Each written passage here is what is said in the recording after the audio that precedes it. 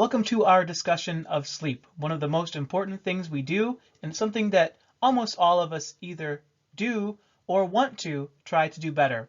So we'll have some tips on that as we understand more about what sleep is, how it works, and how different parts of the night represent different important things that our body is benefiting from. The big questions we can ask would be, what is the evolutionary and functional benefit for sleep? Why do we do it? Why do we need it? Why do we need the amount that most people recognize is the best amount for humans? We don't need too much, we don't need too little, and if we get too much or too little, we notice many negative things that could be consequences of that. Most importantly, how can we do it better? That should be something of general interest to pretty much everyone in modern society. Also, we will talk about couching the issue of sleep within the larger issue of natural 24-hour cycle rhythms that our body anticipates, and why it's important for us to not only to set up what we call a good sleep hygiene routine, but also allow our body to expect certain things at normal times of the day so that it can perform many things that the body needs to do predictably and more efficiently. But before we begin, our key concept would be, how do you know if you're getting a good night's sleep or a bad night's sleep? The most easy way would be to say if you feel tired. But feeling tired can result from many things, a lot of those unrelated to sleep, such as diet, such as the things we put into our bodies, how much exercise we're getting, our metabolism.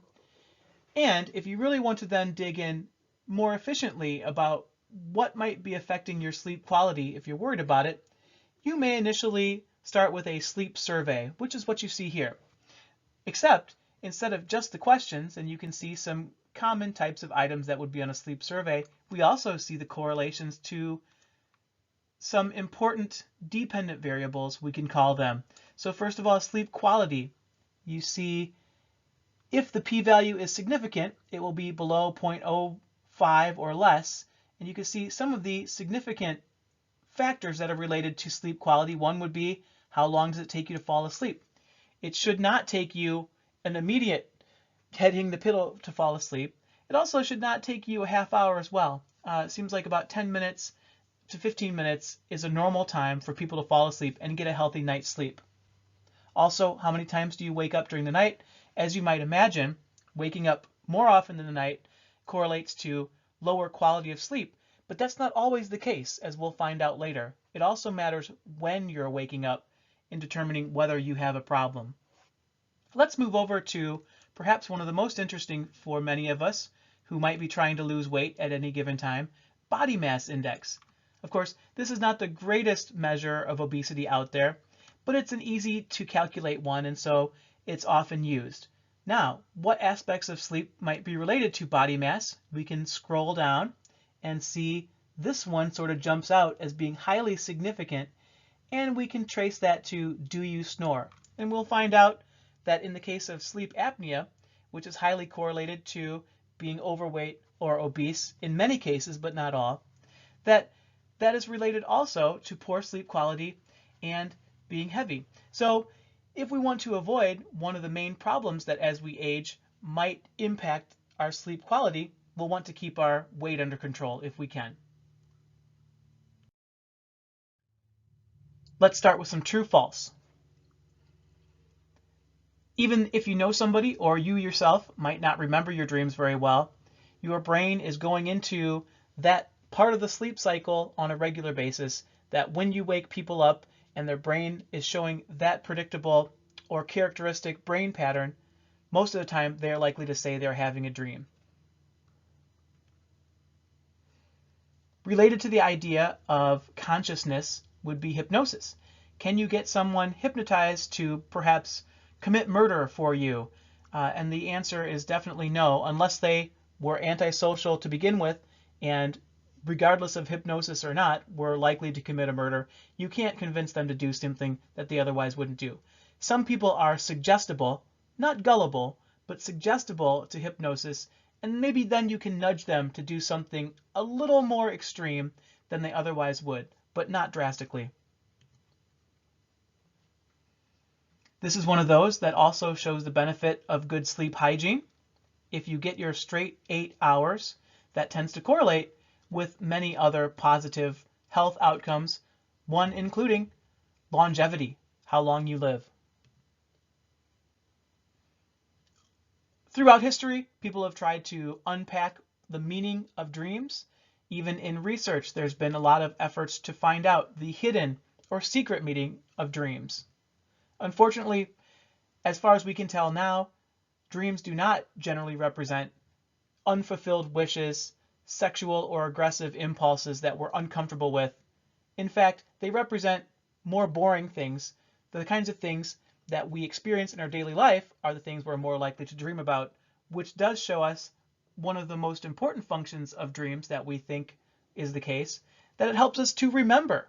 It improves our memory. It helps with memory consolidation, as we call it. As I mentioned before, if you are so sleepy that the moment you lay down, you pass out, that is not a good sign of a healthy sleep routine. In fact, that is probably a sign that you have a substantial sleep debt. This is a common wives' tale that is not true. Awakening a sleepwalker is not dangerous. You don't have to worry about them attacking you. As we'll find out though, when someone is sleepwalking, they're likely to be in a very deep sleep in that moment, and it might be a lot harder to wake them up than you might think. And they might not be angry or aggressive, but they might be confused as to why you woke them up from their state, because they're probably completely unaware that they were sleepwalking.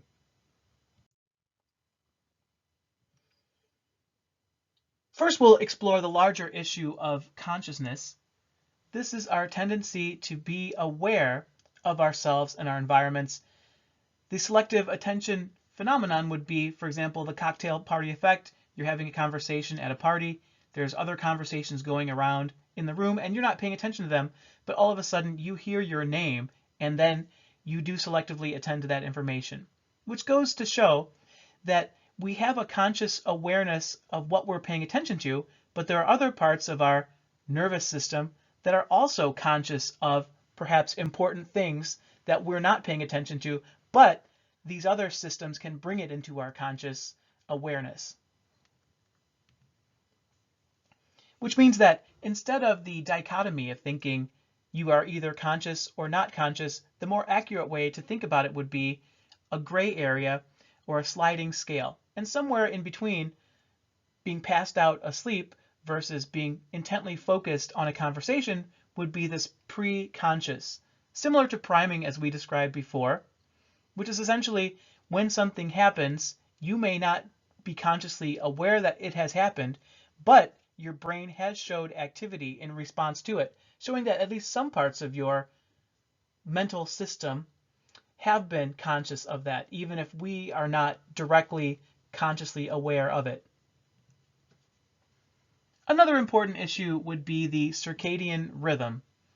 And this is the more general phenomenon of our body expecting to do things on a 24-hour cycle. So just like sleep, we also have 24-hour circadian rhythms for body temperature, for when our bodies release growth hormone and other important chemicals and hormones. Also in terms of when our body burns fat, for example. As well, we have the issue of when our immune system is active and replenishing and recuperating. And many of those are tied to the schedule we set for ourselves, and setting a healthy schedule will allow our body to do this on a regular basis, which will have the result of having better immune system performance, better awareness, better metabolism, even in many cases. So it is important to know about our circadian rhythm so that we can give our body what it wants. First, we have our definition of sleep. Periodic, natural, reversible loss of consciousness, you can say, but probably a more accurate term would be reduction of consciousness. And one characteristic component of sleep will often involve what we call REM sleep. Many of you have heard of this before, I'm sure. It's characterized by the most notable feature, rapid eye movement. If you've ever watched somebody sleep, you can see their eyes darting back and forth if you catch them in this stage. And we'll find out they're more likely to be in this stage in the second half of the night. So if you want to creepily watch somebody have REM sleep, you're better off trying to see them do it or catch them do it in the second half of the night's sleep. A couple other interesting features about REM sleep would be that this is when most often people report having dreams. You can have dreams at other sleep stages, but this is by far the most common dream stage. It's also paradoxical sleep, because what happens in REM sleep is that your muscle system, your skeletal muscle system, is essentially relaxed. And it's more than just relaxed, it's actually cut off. So your brain, if you're dreaming, might think that it's sending the signals for your body to move. But somewhere in the brain stem, maybe the pons, is where those signals are cut off. So in essence, during REM sleep, we become physically paralyzed. All of the muscles that we normally could use to move around are knocked out, with the one exception of our eyes. Why is this paradoxical? Because another system that normally corresponds to increased activity of our skeletal system, the autonomic nervous system, is actually heightened during REM sleep. So we experience elevated breathing, elevated heart rate, and all while we're lying perfectly still, which shows us that REM sleep is a very bizarre and unusual thing for us to experience. Of course, just like if we run a lot, having a marathon or half marathon is not going to be that stressful for our muscles because we're used to it. And so even if you dreamed more than you're used to dreaming the night before, your eyes will probably not be tired as a consequence of that. We can also look at REM sleep in relation to total sleep across the lifespan. And what we see is that we all know that newborn babies and babies in general sleep more hours of the day than they are awake.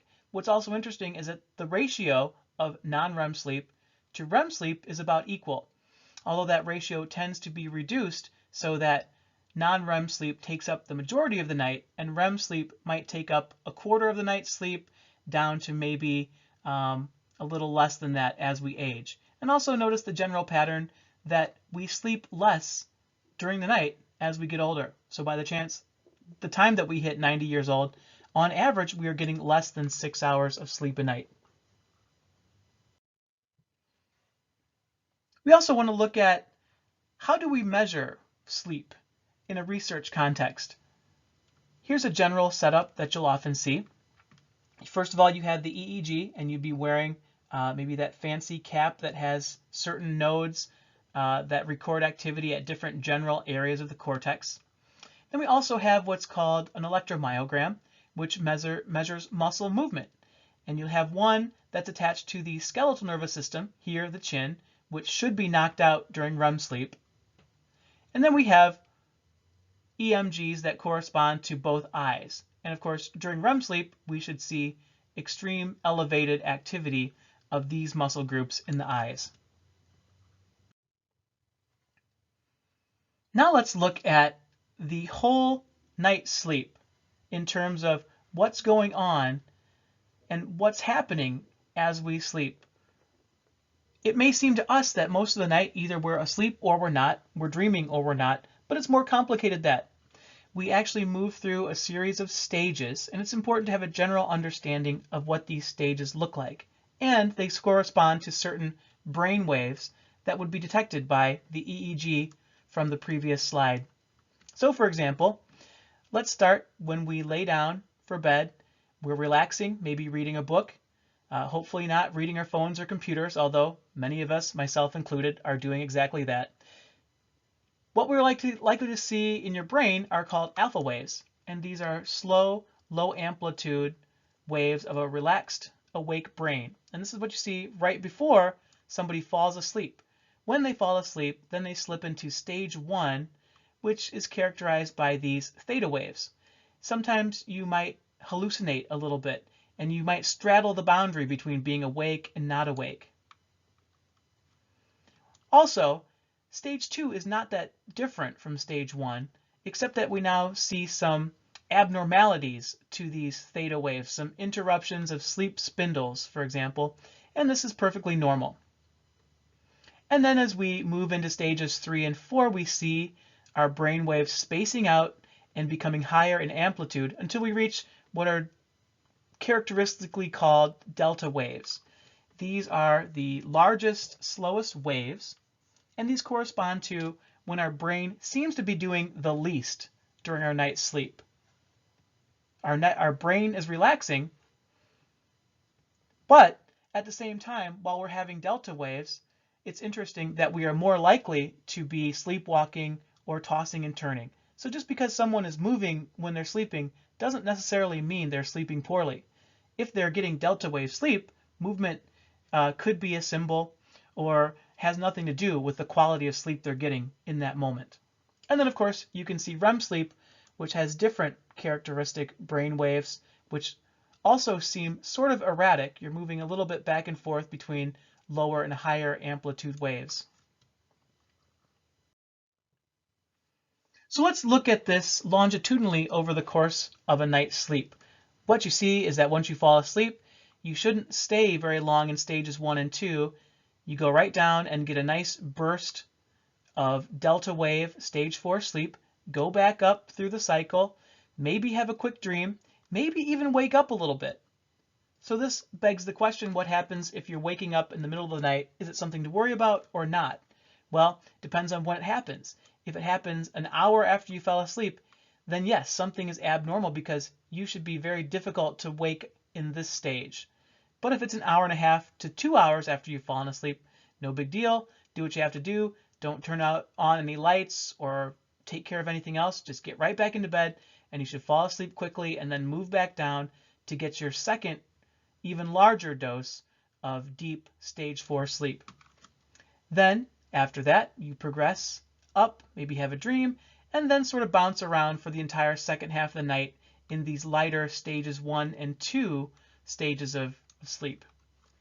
What you'll notice also is that you're much more likely to dream and have nightmares in the second half of the night's sleep. Also, you're not getting this super deep sleep at this point, which means that you're able to be woken up more often. So if you're waking up a few times in the second half of the night's sleep, again, it's not necessarily a problem as long as you don't stress out and you can go back to sleep quickly. Let's talk about what happens as we don't get the amount of sleep that we need, that our body wants. And we can see, first of all, we can distinguish between a sleep deficit, which might be 1 night or 2 nights or even a week that we're not getting enough sleep. But as that pattern continues, we notice that we're starting to not feel quite as well, and eventually we're going to be crushed by it. Eventually something is going to happen, hopefully not a deadly accident, but some things are going to start to slip, and oftentimes they'll slip a little bit sooner than we would have expected them. So basically our sleep debt is affecting our body more severely than we're consciously aware of. So maybe we don't notice that our immune system's being suppressed. Maybe we don't notice that our concentration is being impaired until one day we just can't go to work. We don't have the energy, or one day we get sick and it's sicker than we've ever been before. And then maybe at that point we understand the problems of a long-term sleep debt. There are also a number of sleep disorders that we could talk about. We're going to just focus on some of the major ones that perhaps we are most likely to experience. First of all, we have insomnia, which are persistent problems falling or staying asleep. As you might imagine, hypersomnia would be the opposite of this, sleeping way too much. It's key to remember that insomnia has to be a persistent pattern, typically over a month or longer. So that means just a few nights, a couple bad nights in a row of getting to sleep or not staying asleep does not make you an insomniac, which also means that you shouldn't stress out about it, because I think in many cases some people do stress out about their sleep to the point where then their stress then does affect their sleep in a meaningful and negative way. There's also the issue of narcolepsy. This is where people can fall asleep. In some cases, extreme narcolepsy, it's so severe that they lose all control of their skeletal muscle system. They fall down, they have to wear helmets and pads. And of course, with those severe cases, there's more maybe restrictions on what that person can do. Otherwise, people with narcolepsy, there's more simple things that you can start with. And in many ways, getting back to a healthy sleep schedule may reduce some of the symptoms of narcolepsy. And one of the biggest sleep disorders, biggest in terms of expense, the number of people who have them, and the intrusion into their life would be sleep apnea. And this is where basically your airways are blocked. So severe snoring might be a symptom of sleep apnea. But of course, it's not regular snoring. It is instead, you hear the person struggle to breathe, the airway passage is blocked. It's almost as if they are choking or suffocating. And then comes the super loud snore where the airway is opened. And when we say it repeatedly awakes the sufferer, it doesn't necessarily mean that they wake up fully and then the next morning remember waking up. In fact, what happens is they bounce around in this stage 1 sleep, and before they can go into the deeper stages of sleep, the sleep apnea wakes them up out of where they should be. And so you get the case of people with severe sleep apnea who have been waking up maybe hundreds of times over the course of the night. They wake up tired the next morning, but they don't necessarily realize why they're tired, why they're fatigued, because their body wants to get back to sleep and get to deep sleep so badly that they don't wake all the way up. But of course, the sleep apnea prevents them from getting that deep sleep that their body is really trying to get to. Here we see what you might call a sleep profile or a parasomnogram. And you see a lot of these components we've talked about put together. So first of all, we see the chin electromyogram or muscle movement is essentially nothing. That's an indication that they might be in REM sleep. What else can we check? Well, we see the eye movements, and we are seeing evidence of rapid eye movements, meaning that this person probably is in REM sleep. We also see some of the brain waves characteristic of REM sleep. If they were spread out and taller, they would be delta waves. If they were closer together and smaller, they would look more like alpha or theta waves. And of course, we can also look at what should be happening to the autonomic nervous system during REM sleep. It should be slightly elevated from normal. Here we see someone participating in a sleep study, and this person is sleepwalking. So what part of the night sleep is she in? She's probably in deep delta wave stage 3 and 4 sleep. And if you woke this person up, she would probably wonder, why are you waking me up? I was sleeping good. Would there be a nightmare? Almost never, because in stage 4, although someone might be moving, they are almost never dreaming. Here we can see the sleep profile that looks very problematic for a number of reasons. As you can tell, we're seeing huge rapid eye movements, and that's also corresponding to muscle movement elsewhere in the body, which shouldn't happen in REM sleep, which goes to show that these things can be separated, either with certain disorders or with persistence of a very poor sleep schedule or sleep hygiene. You can throw these things out of whack, and it can be hard to correct. Now also, you see the extremely elevated heart rate. This person might be close to a heart attack, which clearly shows that something has gone wrong, and this person probably needs some professional help. We also want to distinguish between night terrors and nightmares. Nightmares are simply scary dreams. It's just one kind of a dream, and it's usually the product of REM sleep. Night terrors, on the other hand, are characteristic of often children, sometimes adults, but children usually grow out of them, where they wake up not in the middle of the night, usually the first half of the night, and most often in stages 3 and 4 sleep. And it looks like they're being tortured or murdered or being scared out of their minds. And of course, it's very stressful for friends and family. But what happens is then you wake them up and they're not aware of what they were doing. It's essentially a scary sleepwalk, just like a nightmare is a scary dream. And this is from another person participating in a sleep study who is experiencing a night terror. And you can see their bodies making very abnormal and in some ways disturbing movements and patterns. Although, of course, the person is not experiencing any stress, but for some reason the body is showing signs of stress responses. And let's talk a bit more about dreams. Freud continued much of the historical movement. If we talk about biblical times, there was a great interest in understanding the meaning of dreams, and Freud continued this tradition with writing The Interpretation of Dreams. And in his mind, dreams were a way for the unconscious mind to open itself up a bit to our consciousness mind and expose some of our anxiety, expose some of our sexual tension and frustration.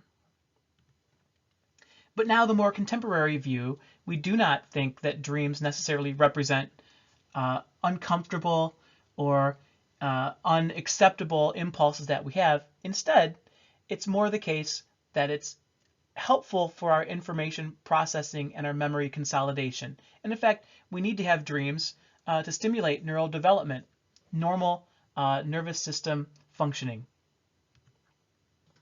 We also have what's known as REM rebound. Just like it seems like for most humans, 8 hours seems to be the magic number. Built into that 8 hours is a certain amount of time and time of the night where our brain expects to be able to do REM sleep.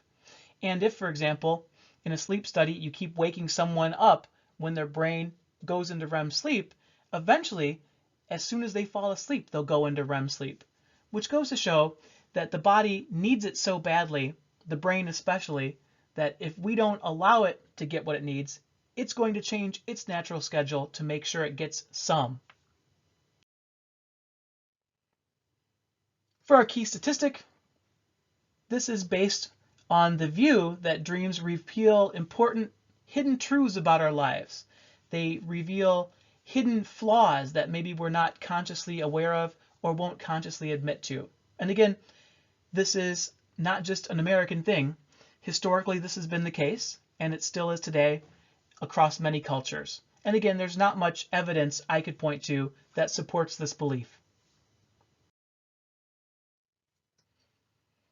There's a lot of bogus psychology and a lot of bogus marketing about sleep and making claims that essentially if you're just sleeping, you're wasting a third of your life. You could be using your brain in better ways while you're sleeping.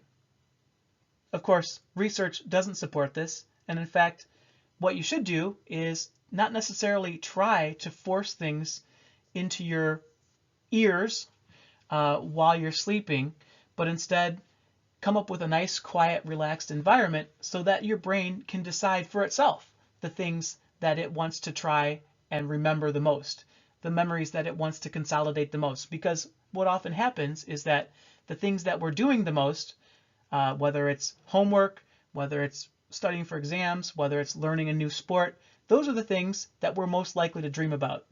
So I would not want to mess with that natural process, for example. Let's wrap up a bit. In fact, if you've been paying attention, you'll see that none of these are true. Sleepwalkers are not acting out their dreams. Circadian rhythm is hugely important in terms of our sleep schedule. And as we age, we actually sleep less. We may supplement that with naps, but be careful. It's unhealthy to not get a normal night's sleep and think you can make up for that with longer than a half hour or so nap. If you're taking 2-hour naps during the day, that's a sign that there's something majorly wrong with your sleep schedule. Quick true or false? This is certainly false. Nightmares, there's a story and no movement. Night terrors, there's no story but movement. This is false. The tallest waves and the spreadest apart waves, characteristic of stage 4 sleep, stages 3 and 4, is delta waves. One night having a bad night's sleep is definitely nothing to worry about in terms of insomnia. This is important. Many people with sleep apnea, everybody else in the family and in the house will know, except for that person. Why? Because they're waking everybody else up, but they're not waking themselves all the way up to know just how poor their sleep has been. It's important to think about if you're having poor sleep, what should you do? Sleeping pills are a poor strategy, especially over-the-counter sleeping pills. They may help you for the first night, but what we find is that people become tolerant of them so quickly that after probably 3 or 4 days, you can keep taking the sleeping pill and think that it's working, but at that point, chemically, all it is a placebo, which means that long-term treatment for insomnia has to include addressing things that affect your sleep, usually the boring ones, such as eating better, eating at the right times, getting better exercise, going to sleep, waking up at the same time, making sure you're not stressing out before bed. All of those things will factor in to having a higher quality night's sleep. Some people are interested with the idea of lucid dreaming, especially if they have recurring dreams.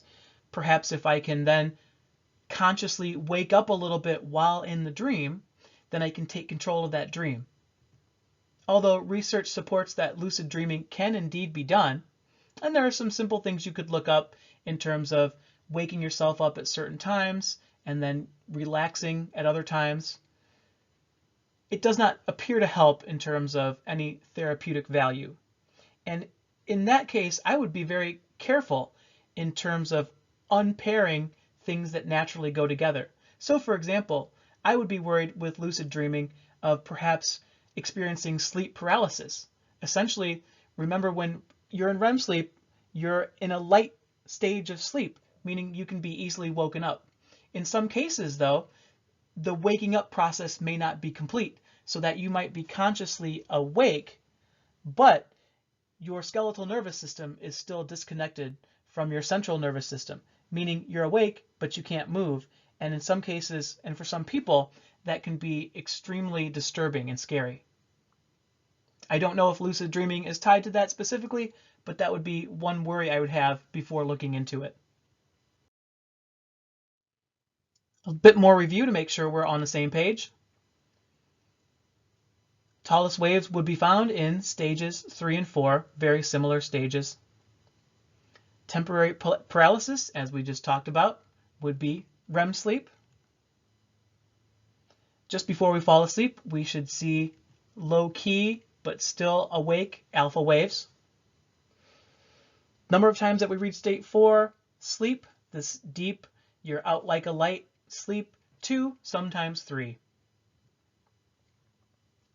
And of course, right after we fall asleep, we may not remember, and our body might feel the same, and we might wake up and switch back and forth, but the key feature for someone watching through imaging techniques would be you've switched to theta waves. What are the most common stages to find someone sleepwalking? Again, these deep sleep stages, stages 3 and 4. For our key study, think about springing forward or falling back. When we spring forward, we lose an hour, and when we fall back, we gain an hour. These researchers thought that their hypothesis would be when we gain an hour, injuries go down, and when we lose an hour, we sleep less and injuries go up. So they used the National Institute for Occupational Health and Safety, or NIOSH, and used mining injuries for a nice 20-plus year span. And what they found was that for falling back, we get an extra hour. Injuries did not decrease the next day. But for springing forward, injuries did increase, indicating that people probably weren't sleeping as much. Why did they not decrease when we had an extra hour for falling back? The researchers suggest that perhaps people weren't actually using that extra hour to sleep. And then they actually decided to do a study 2, BLS, or Bureau of Labor Statistics information, and actually had information of people describing how much they slept and what kind of sleep they got, and found out that indeed, when we fall back, we don't use that extra hour for sleep, but when we spring forward, we do lose some sleep, and then we have the corresponding increase in dangerous injuries the next day. But that's enough for now.